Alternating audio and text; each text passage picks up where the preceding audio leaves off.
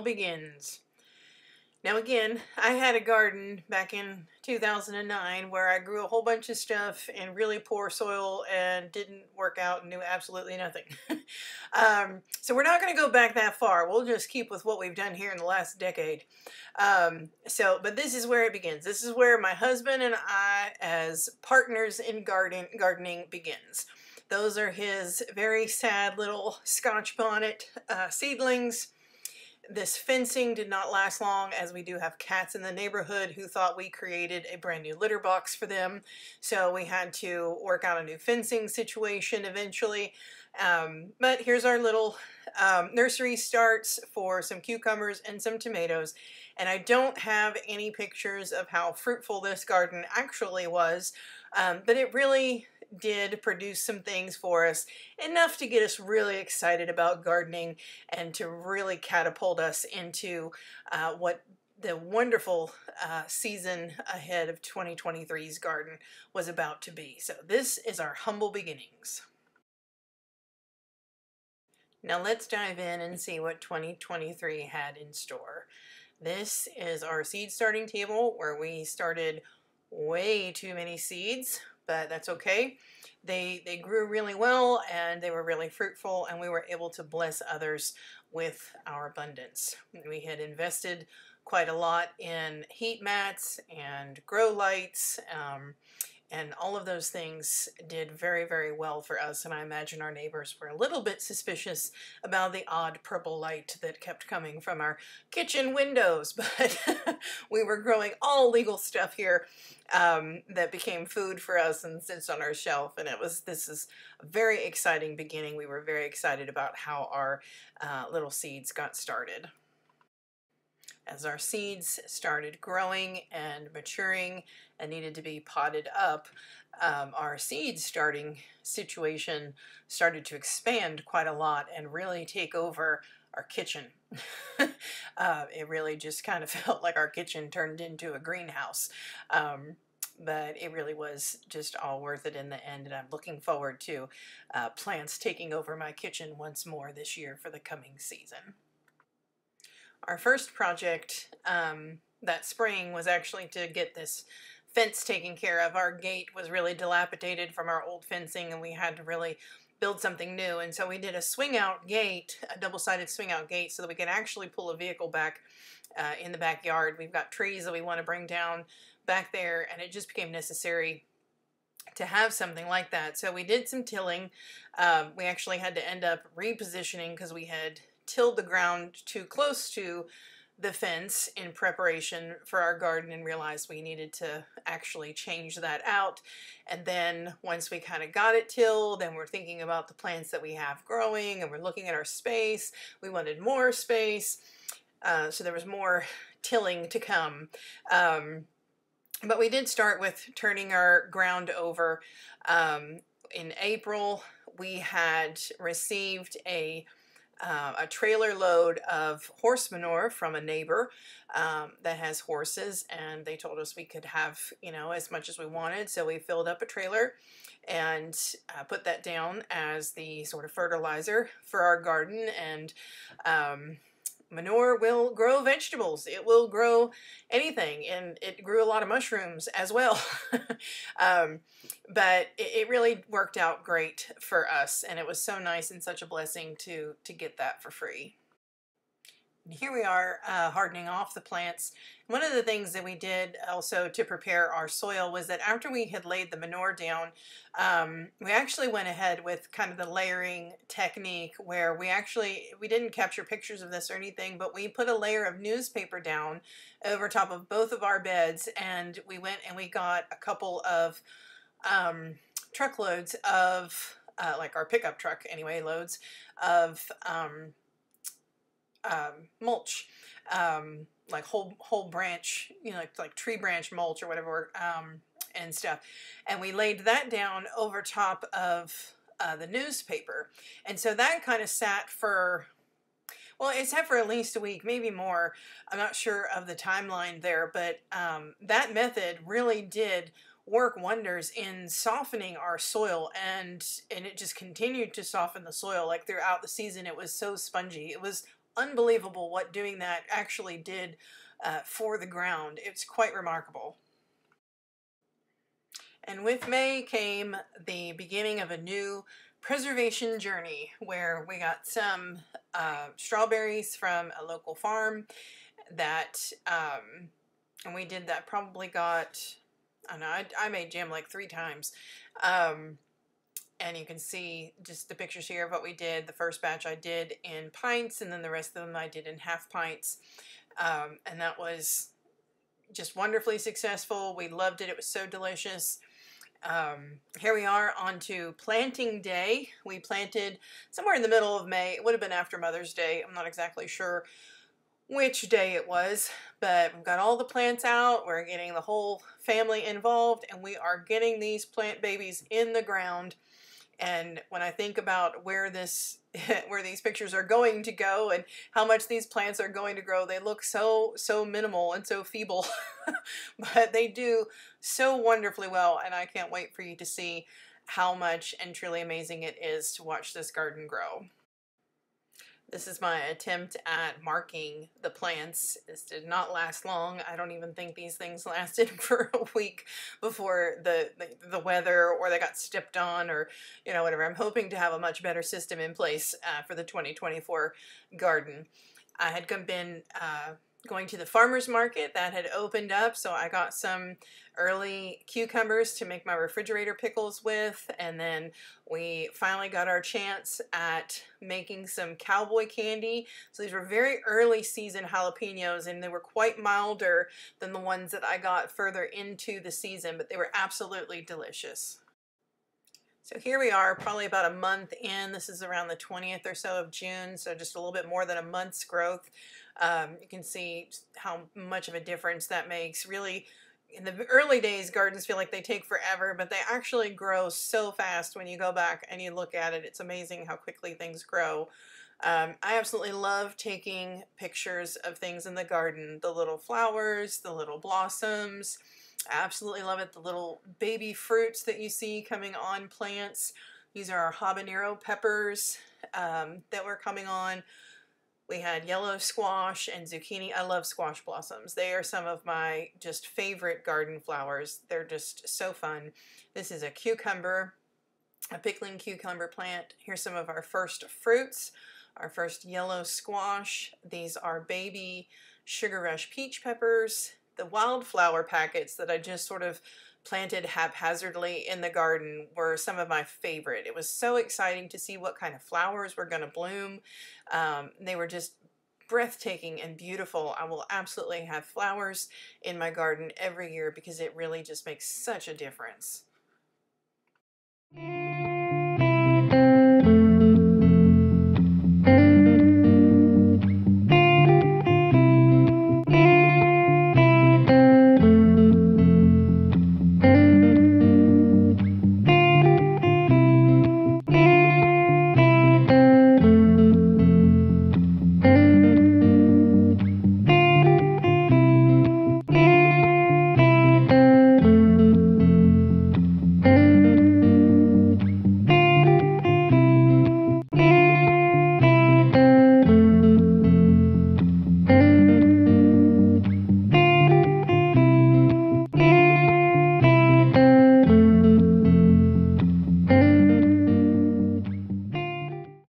As we come into July, I want to draw your attention to one very specific thing.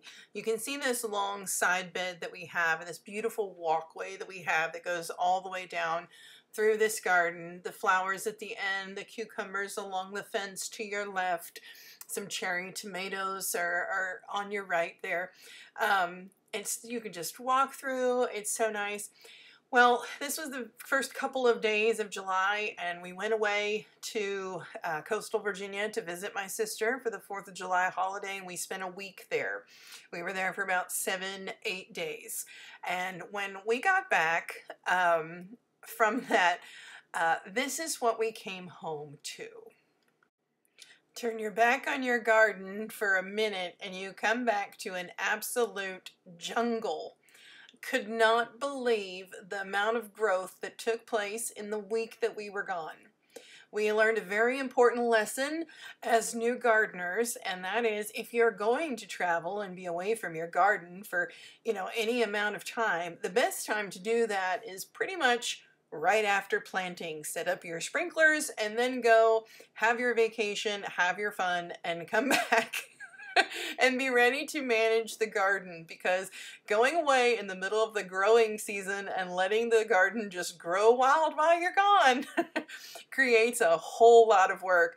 It was beautiful. It was lush. So many new things had bloomed while we were gone. Produce was coming in like crazy. It was absolutely wonderful, but it really was a chore to tame back those pickling cucumber plants. You can see I made a very small walkway and it was quite a task. So we learned a very important lesson that year. These are some green bean blossoms. My green beans didn't do anything. I could not get enough of these sunflowers. They're dwarf sunflowers, and they brought me so much joy. They were so beautiful. I cannot wait to plant them again. They were just precious. And I love taking pictures of the garden. These were some of the first pickles we made. This is Canning Peaches Day. Canning peaches is definitely a labor of love. There are a lot of steps to canning a peach. You have to blanch them, you have to peel them, you have to slice them, and then, you fill the jars, you make the syrup, you do the canning. It's a long process, and I have to do twice as many this year. So it's going to be quite a chore, but these peaches are so well loved in my house that it will be absolutely worth the efforts for sure. They were so delicious. We had a great year for bell peppers. I still have tons of chopped green peppers in my freezer. There's some of our pickles. Something ate my flowers. This was actually a big sunflower in the wildflower packet that I had planted, and it was coming up out of the fence, and though I have never seen a deer before in my neighborhood the whole time we have ever been here, some kind of critter came in and it just ate the top right off that little sunflower before it ever got to bloom. Here's one of our first full harvest baskets. Just beautiful. And this is a squash that just didn't get fertilized for whatever reason. And this is one of the first bouquets that I made out of these beautiful flowers in my garden. What a joy. I keep saying that, but really, garden flowers, they're just so joyful. It made me so happy. This right here is roasted cherry tomatoes with garlic on top of some crusty bread with a smear of whipped feta. I had this and made this with that first garden we had in 22, and it was the reason that I really wanted to plant a bigger garden. I realized through making this dish like how satisfying it was to like grow your own food, and so it just made me want more. We will make this dish at some point this season together. It's absolutely delicious. It's one of my very favorite things to eat. There's nothing like summer fresh tomatoes. This is our harvest table that, since the seedling table was gone, the harvest table took over our kitchen, and the harvest and the bounty was just unreal. So much coming in, so many tomatoes, so many cucumbers. What do we do with all of these things? I had read somewhere that tomatoes will actually ripen best I think it was like between 70 and 80 degrees or something. And so I would pick them when they started to blush, and I would bring them in, because we're talking about July now in East Tennessee, and our temperatures are very, very high, and sometimes they can get up to like 90 degrees. And so I thought it would be optimal for my tomatoes to go ahead and finish ripening indoors. They did ripen really well, but a lot of them were more like an orange red as opposed to like a bright red. And I don't know if that's really the way that I had ripened them or if it was more a variety issue. I'm not really sure. So I'm trying some other varieties this year and trying to get more of a feel of how to get them to ripen on the vine better. This is the cucumber relish that we made with that overabundance of cucumbers, and this is our first batch of some hot peppers, our habaneros and scotch bonnets, and the habaneros red and orange. This is where our canning season really starts to take off. This is our salsa. We used primarily our beefsteak tomatoes with these. I was freezing all of my Roma tomatoes, which you'll see here in a second. This is our peach habanero jam, and the Romas, as they ripened, I put in the freezer because I wanted them to use to make sauce, and I wanted to be able to do that all at once. So now we're into September, and hot peppers are still rolling in like crazy. This is our ghost pepper plant just before they started ripening. You can see how many, oh my goodness, so many ghost peppers. This cherry tomato plant was absolutely humongous. This is pretty much one plant, as you see, like directly ahead of you in this picture. And the yield on this, I'll bet you that one plant yielded gallons, gallons and gallons of cherry tomatoes. This was our first bushel of apples that we got for preservation. These are Gala apples. I had this wonderful little setup where I had my little peeler and stuff, and I actually ended up just peeling all these things by hand because it just did not do a good enough job for me. You can see our harvest table now is predominantly hot peppers. Labor Day weekend was a massive preservation weekend. Went to the farmer's market, I got more jalapenos. We turned those jalapenos into more cowboy candy. We took all those hot peppers and we made our first batches of hot pepper relish. We made tons of jars of just pickled peppers. You can see we've got applesauce back there in the back, and that failed apple scrap jelly took place this weekend. I've got some more peaches on the table because I made another round of the peach habanero jam. We had liked it so much we had to have some more of that. And this was around the same time that we finally got our third shelf going for our pantry because we literally just had no place to put all of these jars.